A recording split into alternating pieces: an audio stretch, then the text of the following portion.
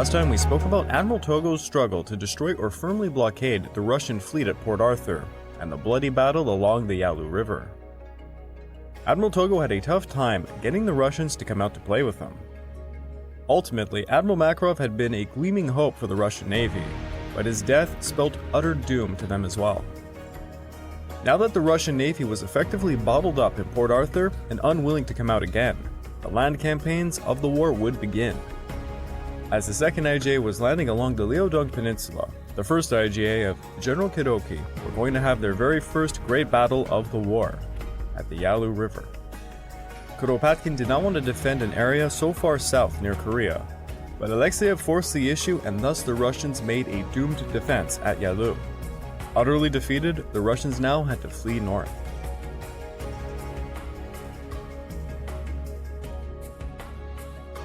This episode is the Russo-Japanese War Part 3, the Battle of Nanshan.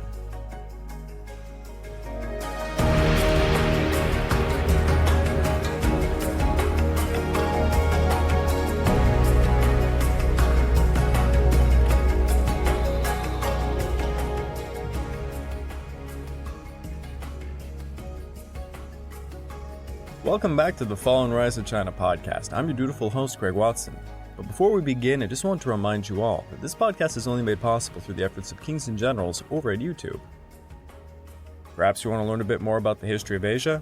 Kings and Generals has an assortment of episodes on the history of Asia and so much more, so go give them a look over at YouTube. So please subscribe to Kings and Generals over at YouTube and continue to help us produce this content by checking out www.patreon.com/kingsandgenerals. And hey, don't forget about our sister podcast over at the Pacific War Week by Week podcast, written and narrated by me. And if after all that you are still hungry for some more history, why don't you check out my personal channel, the Pacific War channel over at YouTube. Over there I've just released an episode in both French and English on France's role during the Pacific War. Also, please check out my Patreon account at www.patreon.com/thepacificwarchannel for more exclusive podcasts. The next exclusive podcast is going to be a silly story one of my personal friends wrote about Sir Winston Churchill getting drunk and fighting a shark. It's a true story. The Russians collapsed at Yalu, and now they were fleeing northwards towards Liaoyang. It was shocking. An Oriental army had beaten a European one. The Japanese confidence exploded, and the Russian morale imploded. As the Russians fled, they chose not to set up intermediate defensive positions in the mountains overlooking the road to Fenghuangcheng, nor the Great Wall, due south of the town. Instead, they bypassed it all to head for Liaoyang as quickly as possible. Thus, the strategically important town of Fenghuangcheng was wide open to the Japanese, who would bypass it as well, and they kept an even pace, also heading for Liaoyang. The reason for this was simple. The 1st IJA's job was to cut off the retreating Russian force from Port Arthur, as their comrades in the 2nd IJA landed along the Leong Peninsula to hit Port Arthur. The victory at Yalu had removed any threats upon Korea. Russia had demonstrated her inability to go on the offensive, both at sea and on the land. Desperate times called for desperate measures. With the Russian Pacific Fleet stuck in Port Arthur, attempts began to be made for their rescue. The first idea put forward was to release the Russian Black Sea Fleet, but this was problematic. Russia had recently fought a war with the Ottomans in 1877. They approached the Sultan about the issue, as treaties had been made to keep the Russian fleet north of the Dardanelles forts. 12 warships would have to depart the Black Sea and take a trip via the Suez Canal to get over to the Indian and then Pacific Oceans. It would take at least 63 days and over 65,000 tons of coal. It was an incredible gamble. If the fleet made it to the Pacific too late, they might find Port Arthur captured, and Vladivostok blockaded, spelling catastrophe. Despite the naval losses and the loss at Yalu, Russia was still strong and could manage a defensive campaign. It was hoped if the Japanese extended further into the Guangdong Peninsula and Liaoyang, the Russians might be able to recoil a bit, grab their immense reserves, and launch a counterattack. But such maneuvers would require Russia to abandon Manchuria and then launch large-scale counteroffensives, something they were unwilling to do. On the other side, the fact the Russian fleet was not destroyed within Port Arthur was a thorn in the Japanese side. Rumors spread that the Baltic Fleet would come over as well. Together, the two fleets could overwhelm the Japanese. The Japanese had to seize Port Arthur strategically, and emotionally it was of the utmost importance to take revenge for the slighting she received during the Triple Intervention. On May the 5th, the 2nd IJA began to unload near Pitsuo, which lies between the Dasha and Lian rivers. The Japanese news press began to write of the landing and how the Japanese would next strike at Nanshan. The Russians, reading all the news, trying to figure out the Japanese strategy, began to believe they would strike anywhere but Nanshan. Meanwhile, Admiral Alexiev was ordered by the Tsar to take a train from Port Arthur over to Mukden.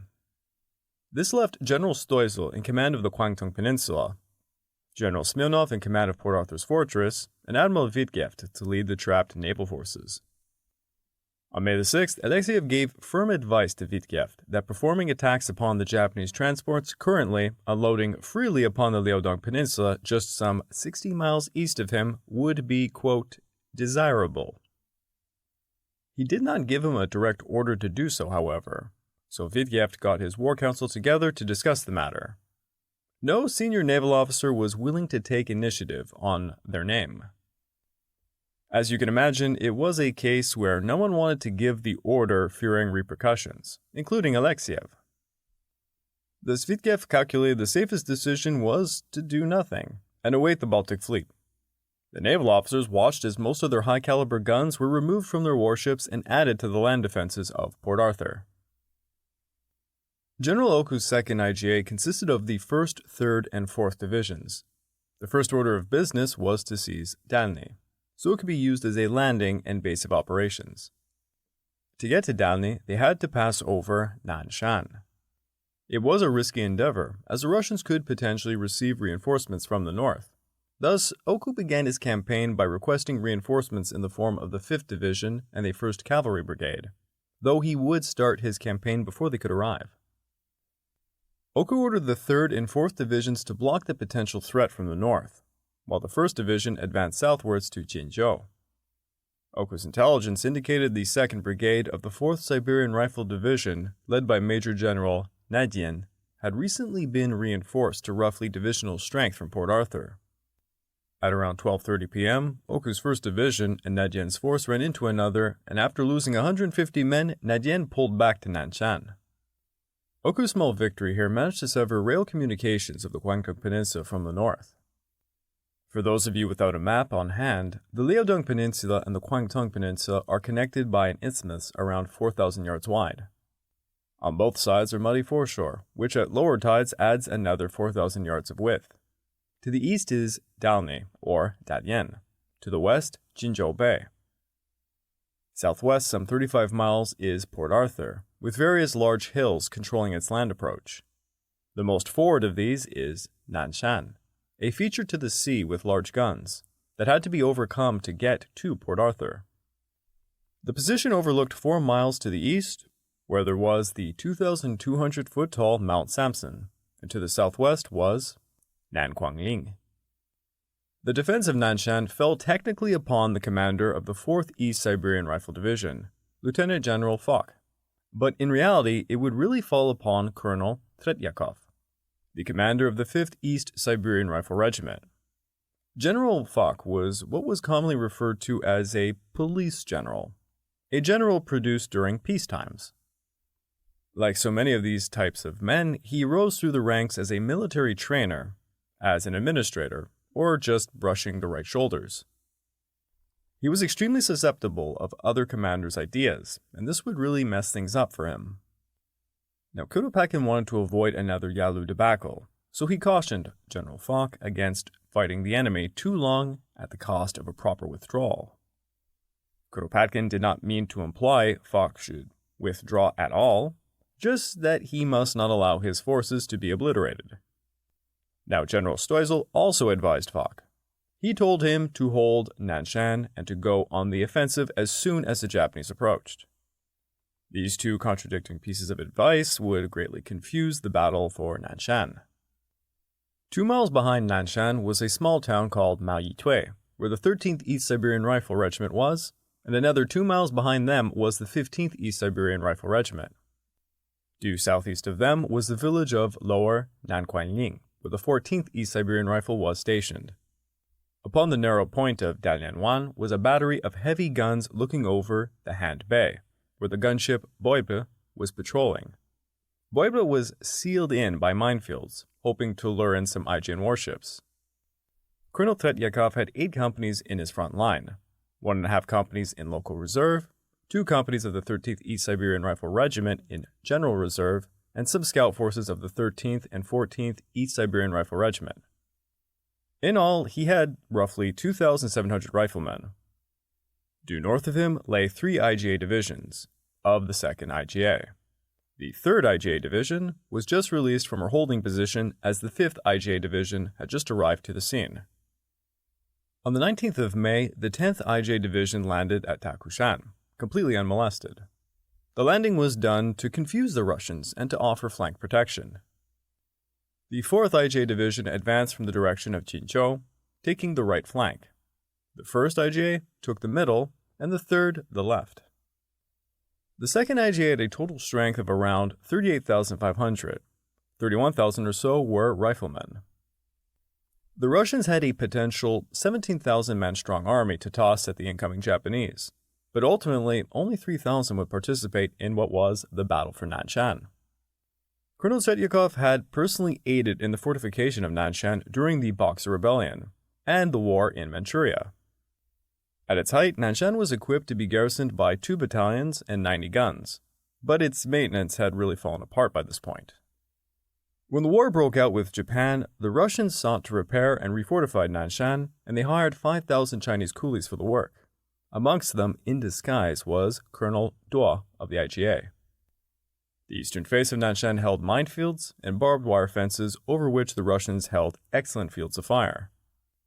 The western side was also defended by barbed wire fences laid across ravines, but the Russians found it unlikely the Japanese would advance from there. A continuous line of shelter trenches ran around the top of the hills, providing a depth of 4 lines of alternative trenches. The Russians had learnt their lesson at Yalu, and now they dug in their artillery and they connected them to telephone lines. Despite the excellent state of its defenses, Tretyakov was not fully happy with them. He recognized his western flank was a bit weak, and his prospects for counterattacks or withdrawal were quite unfavorable. What Tretyakov wanted and pleaded for was to release more men, so that he could close up his southern face and add more options to the battle. But General Foch rejected this and said to him, "Less heroism is required to defend this position than to retreat from it." The 2nd IGA had 198 field and mountain artillery pieces at their disposal, but none of the enormous 4.72-inch howitzers for this time. The Russians had 48 quick-firing field guns out of a total of 114 artillery pieces of various calibers between 3.4 to 6 inches. The Russians would enjoy the advantage of cover, but only had around 150 shells per gun. This time it would be the Japanese obliged to expose their artillery when firing. Oku chose the 24th of May to begin his attack. A signal was sent to the IJN, who dispatched the Akagi, Chokai, Haien Tsukushi to bombard the Russian positions over the next 2 days. The main assault would kick off on the 25th after the naval and land artillery had softened up the Russian positions, and the 4th IGA division had seized Jinzhou, which was garrisoned by no more than 400 men. However, terrible weather prevented the IJN forces from performing their naval bombardment at this time, thus Oku postponed the main attack until the 26th. Up at his HQ lookout, Tretyakov watched as the torrential rain tore away at the mud, uncovering countless mines. There was no time to rebury them. The rain would continue to pour until the night of the 25th. Meanwhile, the 4th IJ Division was trying to break through the north gate of Jinzhou, and they were failing at the task. Because of the holdup, the 1st IJ Division lent 2 battalions who hit Jinzhou's eastern gate, and at 5:20 a.m. a saber blew up the gate as the Japanese stormed the city. The Russian defenders fled through the south gate, only to be cut down by the 4th IJ Division's fire. Around half a company would manage to survive and reach Nanshan's trenches, The main attack finally kicked off at 4:30 a.m. with a 3-hour artillery duel. The Japanese focused their artillery upon the exposed minefield. The IJN flotilla arrived at Jinzhou Bay at 6 a.m. and began adding their cannons. The gunfire was thunderous. The 3rd IJ landing at Pitsuo would hear all of it. The 4th IJ Division advanced from Jinzhou along the beach. The Russians took notice of the threat to their left flank, and they began withdrawing 2 batteries from the hills on Nanshan to the southwest to better hit the incoming 4th Division. The IJN flotilla saw this and mistakenly believed a retreat was in progress, so they moved further south intending to bombard the Russians fleeing. This completely left the 4th IJ Division without proper artillery support, and they were torn to pieces by the batteries that had been moved over. Signals were frantically tossed at the IJN, who moved back to their original position by 10 a.m. to resume their bombardment. The warships would remain there until 2 p.m., until the tide changed, forcing them to pull out. The Japanese had a terrible time advancing 3 divisions along a narrow front.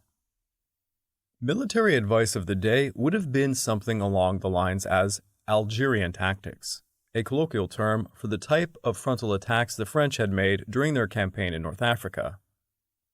It was basically like a Prussian advance phalanx, but these types of tactics had become useless with the advent of trench warfare.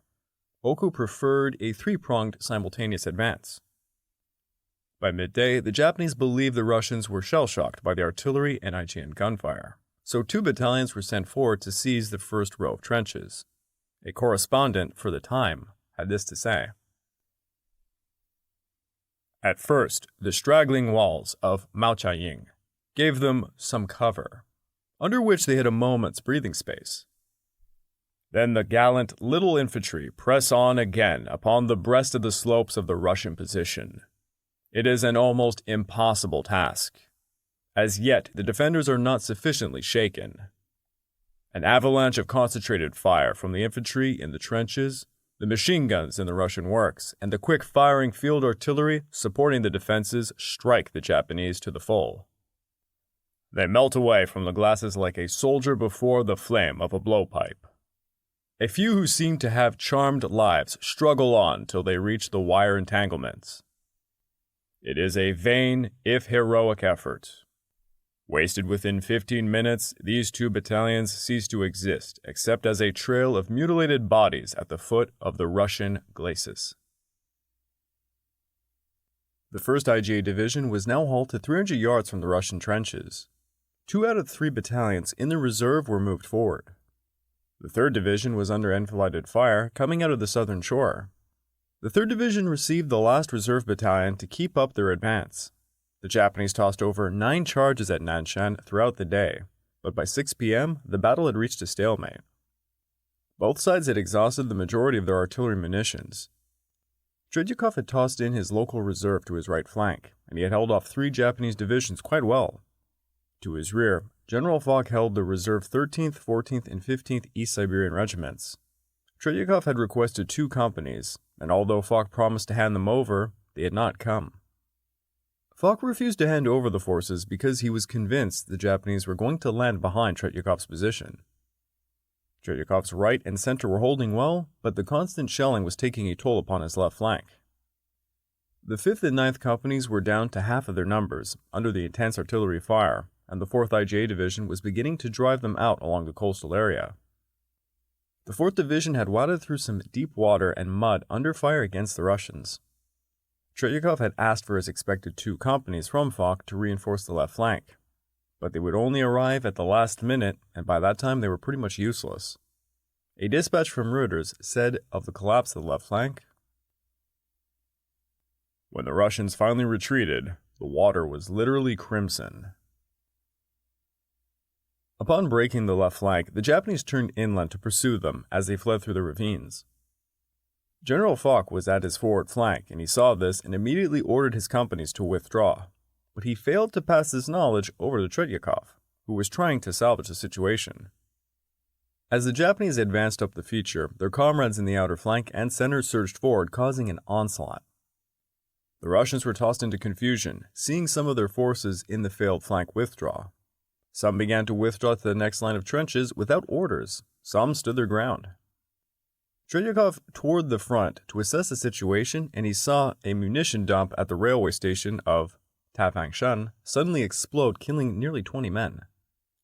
He was enraged to find out it was Foch who had ordered the dump destroyed, fearing it would fall to the Japanese. He also found out for the first time forces that he had requested from Foch, around 3 regiments by this point, who were supposed to be manning some defenses in the south, had never been committed. He had planned to use such a force in the south to swing a counterattack against the Japanese. Soon panic was overcoming the defenders. Men began to rout. Many were fleeing south. Many Japanese began to bivouac on the captured hills.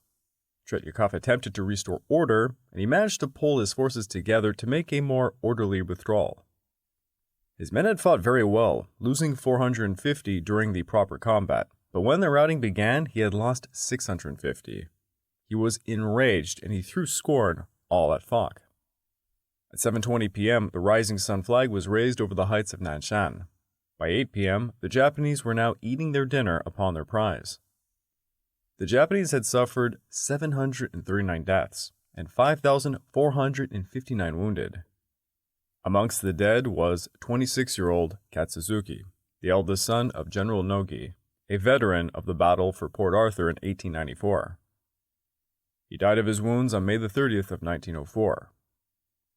Nogi received news of this just as he was about to travel over to take command of the 3rd IGA. He said this: "There is to be no funeral ceremony, no mourning until the end of this war, when my surviving son and myself will be amongst the mourners or the mourned." The Japanese counted their munitions. They had expended 174 rounds per gun. Thus, they had expended more rounds in a single battle than what was used during the entire First Sino-Japanese War. At Nanshan, 34,000 shells had been tossed alongside 2.2 million rounds of small arms munition. Such news absolutely shocked Tokyo, but it was to be lessons the world would soon face in 1914. To give you an idea, at the Third Battle of Ypres in 1917, the British would expend 4,283,550 shells within 2 weeks. Basically, war had evolved. The Japanese had to wait for the munition columns to reach them, which would occur by May the 27th, and then they would resume their advance to Nanquangling Junction and Dalian. Dalian, or Dalny, lying 8 miles away from Nanquangling Junction, remained a well-fortified position that could serve perhaps superior to that of Nanshan. Tretyakov's men's withdrawal was in the direction of Dalny, as they abandoned 82 pieces of artillery and 10 machine guns in the process. They expected to take a rest and eat at Dalny, but General Foch ordered the entire echelon to make for Port Arthur with haste. The residents of Dalny found out Nanshan had fallen when the soldiers began to arrive. Panic broke. Over 600 Russian civilians began to flee southwards as Dalny's facilities were destroyed. General Stoessel made an official report that it had always been his intent to abandon Nanshan, and he dismissed the rumors of so much abandoned equipment.